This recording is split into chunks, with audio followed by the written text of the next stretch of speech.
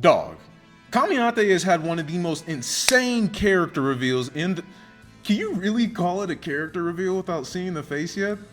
Yeah, it don't matter. He has had one of the most insane character reveals in the Sakamoto Days story so far. To see him come into the story, shooting at the back of Heisuke for making that quick movement, all the way up until the beginning of this most recent chapter in 135, where we saw the flashback of him saving Taro, Nagumo, and Hio.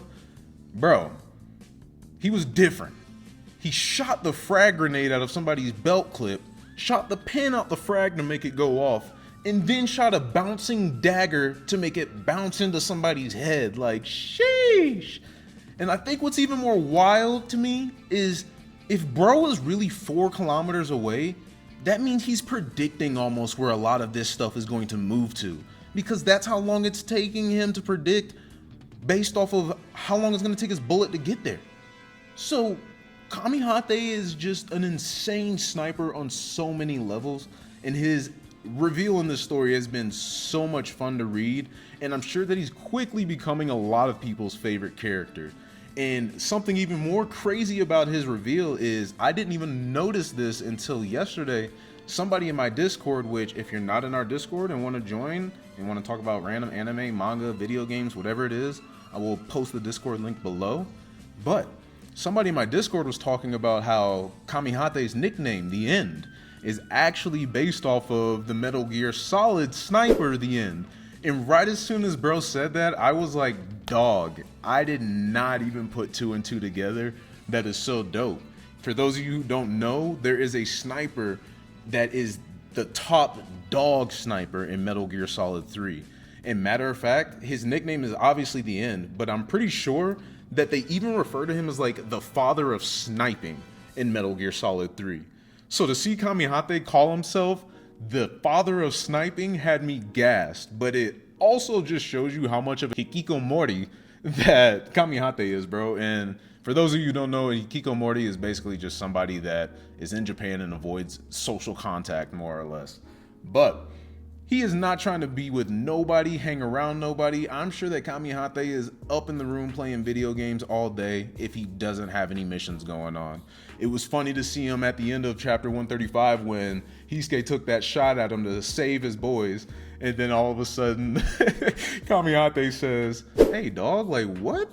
I didn't even do nothing to him. What is he shooting at me for, man? Like the outside world's scary. I started laughing whenever I read that part, man. He's such a recluse. And what was even more funny to think about is, Kamihate, how are you going to say that you didn't do anything to Heisuke when just a few chapters ago, you took a sniper shot at the back of bro's head for moving? Nagumo literally had to save Heisuke from your mad ass. So, didn't do nothing is a reach, but that's that hikikomori lifestyle for you. But nah, man, I really have loved Kamihate's reveal, and it was insane to learn some of those facts about Kamihate. I know that a lot of you are thinking that the craziest fact is about the influential assassin thing, but we'll talk about that second, because it's second most important. The most important thing for Kamihate is that he is a simp for the weather ladies, dog. I'm okay with that. I can get behind that, man. He stands for something. A lot of y'all don't stand for nothing.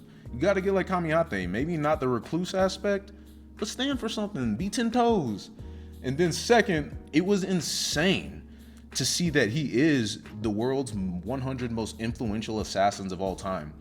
Especially whenever we're talking about Taro being a legendary assassin that was the greatest in Japan. So if Taro was that great of an assassin and is not in the 100 most influential assassins, it just goes to show you how amazing Kamihate really is. And since he calls himself The End and it's kind of based off of Metal Gear Solid, it being the father of sniping, it does make me wonder if maybe Kamihate is known as one of the 100 most influential assassins because he was known as like the first like full assassin sniper in a sense, you know what I mean? That could be a dumb statement, who knows? But I'm sure we'll come to figure out why he is in the 100 most influential. And then my guess for why somebody like Taro wouldn't be in is just because he retired early, maybe. I mean, he technically kind of retired in his prime, more or less, so maybe that's why he's not in the world's 100 most influential, but nah, wild to see just how great Kamihate really is. And it also gets me lit to see Heisuke kind of getting so much character spotlight from this Hio fight all the way up through now, bro. I really hope that Heisuke just keeps getting stronger and stronger and better and able to just protect those around him. But the one thing I still can't get over, bro, is that survivor's guilt. Even the fact that Heisuke's beating himself up, saying that he can't forgive himself unless he does this on his own. I understand why Heisuke feels that for himself, but for me, I'm like, come on, bro. Like, even whenever Taro was fighting Shin, you told Taro that he can't just depend on himself. He had to depend on everybody there, depend on his buddies. So I don't know. Like, I understand Heisuke, but at the same time, Heisuke is also being hypocritical in certain ways. You feel me? Like, you can't let your pride get in the way of certain things. But I don't think Heisuke is going to die in this. And obviously, I think that whatever ends up happening, I hope that the best comes out for Heisuke. And obviously, I can't wait until we actually get to see Kamihate. I wonder if it's going to take a long time for it to happen, or if we'll see him in the next few chapters, him, her, whoever Kamihate is, the end. We'll see. And then the second thing that we got to talk about, the second subject in the thumbnail. I don't know how y'all are going to feel about this, but I'm kind of starting to grow some disdain for the Order, bro. I know that their job is to quite literally keep the order, but the way that it's being gone about, it's feeling like it's starting to get painted more in an antagonist light, right? In the beginning of this series, you get introduced to the Order, and even whenever we meet Shishiba and Osaragi, right? Taro's like, oh, Shishiba, like, what's good, bro? It's been forever. We get a nice introduction to all the characters, and Suzuki does a great job building them up and showing how much head and shoulders they are above, capability-wise, compared to other assassins. So I know how strong they are and how cool they are. But before it was just about like how dope the Order really is. Now it's like they're kind of butting heads with us, bro. And it's multiple people doing it. I feel like Osaragi just always going to be doing whatever Shishiba doing or whatever he's talking about. But it's crazy to see even Shishiba be like, hey, I'm tired of Taro butting his head where it don't belong. Sakamoto's getting in our way, and I'm sick of it. Even Nagumo, bro. Taro tells him everything that's going to be happening at this upcoming event, and Nagumo's like, all right, bet. I appreciate that info, but we ain't calling it off. And Taro's like, what do you mean you're not going to call it off? Thousands of people could die if you're not successful. He don't care. He said, hey, it's our only chance to actually get Slur, right? So if this is our best chance to get him, then we might as well use the opportunity. It's showing how much the Order will do whatever means necessary to get to their goals, which at the end of the day, the Order's job is, like I said, to keep the order, but is by any means necessary truly how things should be done, especially when we're talking about innocent civilians that have nothing to do with what's going on right now. And what's even wilder about the situation to think about to me is if the Sakamoto group and the Order are butting heads when really we should be focused on Slurs group, that means that Slurs group can operate a little bit more freely in the background because other groups are keeping an eye over their shoulder, right?